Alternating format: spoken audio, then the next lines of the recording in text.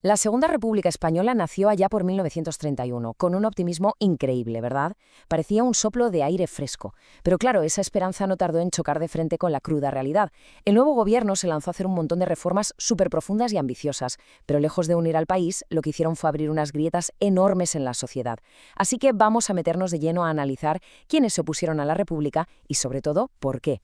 Y es que esta frase lo clava de verdad. Lo que en teoría era un plan para poner a España al día, para modernizarla, se convirtió en una auténtica batalla campal de ideologías. Pensemos en las reformas. La agraria, la militar, la educativa, la religiosa, tocaron todos los palos. Y claro, nadie se quedó indiferente. Aquello fue como echar gasolina al fuego, la mecha que encendió una polarización tremenda. Y es que la oposición era, de lo más variopinta, increíblemente diversa. Por un lado, pues claro, teníamos a los poderes tradicionales que veían que se les movía la silla. La Iglesia, altos mandos del ejército, los grandes terratenientes, la patronal. Pero, y aquí viene lo interesante, lo que hace que todo sea tan complejo, es que el gobierno también se topó de frente con la oposición de la izquierda más radical. Para ellos, estas reformas se quedaban cortísimas, eran demasiado burguesas. Lo que ellas querían era la revolución social, pero la de verdad, la completa. Bueno, pues vamos a empezar por el primer gran bloque de oposición, ¿de acuerdo? El de la derecha. Claro, la derecha se sintió, atacada, directamente agredida por las políticas de la República, sobre todo las laicas y las sociales. Así que no se quedaron de brazos cruzados, se organizaron, y muy rápido, para devolver el golpe. Y el actor principal en esta reorganización, sin ninguna duda, fue la CEDA. Ojo, que no era un partido como tal, era más bien una gran confederación, una coalición de un montón de grupos de derechas, todos bajo la batuta de José María Gil Robles.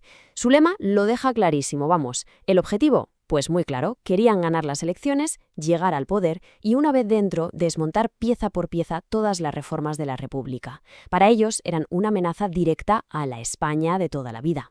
Y es que solo hay que ver su propaganda electoral de 1933.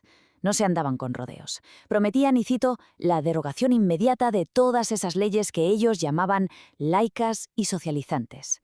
Vamos, que querían cargarse las leyes que tocaban la propiedad privada o las que, según ellos, perseguían las creencias religiosas.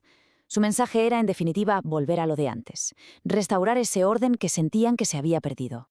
Pero claro, no toda la derecha quería jugar con las reglas de la democracia. En octubre del 33 aparece en escena un nuevo actor, la Falange Española, fundada por José Antonio Primo de Rivera, que como sabemos era hijo del dictador.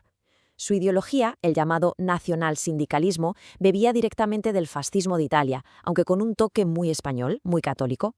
No querían saber nada ni del liberalismo ni del marxismo. Su propuesta era otra cosa, un Estado totalitario. Y el puzzle de la oposición de derechas todavía tenía más piezas, no acaba aquí la cosa. Por un lado estaban los monárquicos de Renovación Española. Estos iban a las claras, hablaban sin ningún tipo de problema de que hacía falta un golpe militar para que volviera Alfonso XIII. Luego, los carlistas, que nunca faltan en esta época, con su propio candidato al trono y su gente sobre todo en Navarra, y, cómo no, una parte muy, muy importante del ejército que sencillamente nunca tragó con la República. Vale, ahora vamos a girar el foco, porque aquí es donde la cosa se pone todavía más complicada. Resulta que la República no solo tenía enemigos por la derecha, que va, el gobierno, que era de republicanos y socialistas, se encontró con una oposición brutal, pero desde la extrema izquierda. Para ellos este gobierno era burgués, y lo que estaba haciendo era ponerle freno a la revolución, así de claro. Y esta oposición no era de hablar mucho en el Parlamento, no, era de acción directa. Esto se tradujo en una ola de conflictos sociales como nunca antes había visto. La CNT, el gran sindicato anarquista, estaba en todas partes. Huelgas continuas en la industria, campesinos sin tierra que ocupaban fincas y a veces iban mucho más allá, con insurrecciones armadas en toda regla para intentar proclamar el comunismo libertario. Y quizá el punto más oscuro, más trágico de todo este conflicto fue lo que pasó en Casas Viejas, en Cádiz. Fue una insurrección anarquista, sí, pero la respuesta de las fuerzas de la República fue de una dureza terrible. Aquella masacre, porque fue una masacre, fue un golpe mortal para la imagen del gobierno de Azaña. Perdió toda la credibilidad que le quedaba, sobre todo con la clase trabajadora. A ver, con este ambiente, con esta tensión por la derecha y por la izquierda, pues la amenaza de que los militares intervinieran estaba ahí, flotando en el aire todo el tiempo. Y efectivamente no tardó mucho en pasar. Vamos a ver lo que fue el primer aviso serio de verdad.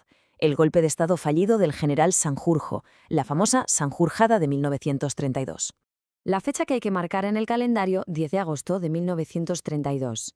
Ese día, un sector del ejército que estaba muy quemado con las reformas militares y en general con todo lo que estaba haciendo la República, dijo hasta aquí hemos llegado e intentó tomar el poder por las bravas. Fue un golpe de Estado, de 24 horas, casi de opereta, pero con resultados muy distintos según donde mires. En Madrid, el gobierno de Azaña, que ya se olía algo, lo paró en seco, casi sin despeinarse. Pero ojo, en Sevilla, el general Sanjurjo, que era el líder de todo esto, sí que triunfó al principio. Lo que pasa es que, cuando se enteró de que en Madrid la cosa había fracasado, intentó huir y lo pillaron. Y aquí viene lo más importante. Lo condenaron a muerte, sí, pero al final le perdonaron la vida y lo mandaron al exilio. Un detalle que tendrá consecuencias. Este es un trozo de lo que Sanjurjo proclamó en Sevilla. Es que es alucinante leerlo porque te mete de lleno en la cabeza de los golpistas. Ellos se veían a sí mismos como los salvadores de la patria, ¿no? Los que iban a salvar a esa España única e inmortal que, según ellos, estaba en peligro de muerte. Es un discurso que apela a la gloria, al pasado, a una misión que casi parece cosa de Dios. Y esto nos lleva a la consecuencia más peligrosa de la Sanjurjada. Y no fue el golpe en sí. Como todo se resolvió tan rápido y tan fácil, en el gobierno muchos respiraron hondo y dijeron, bueno, ya está, problema solucionado. Se confiaron. Pensaron que el ejército ya era leal y que el peligro de un golpe de Estado, pues que ya era historia. Fue un error de cálculo tremendo, uno que pagarían muy caro unos años más tarde. Así que, resumiendo, la situación era de una fragilidad absoluta. La Segunda República tenía la tarea titánica de construir un país nuevo, pero es que tenía que hacerlo sobre unos cimientos que se movían, que eran súper inestables. Estaba rodeada, asediada por todos lados por gente que no solo no estaba de acuerdo, sino que directamente quería verla destruida. Si ponemos en una tabla los objetivos de cada uno, el panorama es desolador, pero muy claro. Por un lado, la CEDA, que decía, bueno, vamos a usar sus propias reglas, las de la democracia, para cambiarlo todo desde dentro. Luego, la Falange y los monárquicos, que iban más al grano. Queremos cargarnos la república y punto. Y en la otra punta, los anarquistas, cuyo plan era otro. Revolución total y adiós a cualquier tipo de Estado, el republicano incluido. Eran proyectos totalmente incompatibles, enemigos que no podían reconciliarse de ninguna manera. Y con todo esto sobre la mesa llegamos a la pregunta final, la pregunta del millón. Atrapada en medio de dos fuegos. Por un lado los que decían que era demasiado radical y por otro los que la veían demasiado blanda. Rodeada por todas partes de enemigos que no es que quisieran cambiarla, es que querían destruirla. La pregunta, llegados a este punto, ya no era si la República iba a tener problemas. Eso estaba claro. La verdadera pregunta era, ¿cómo diablos iba a poder sobrevivir a todo esto?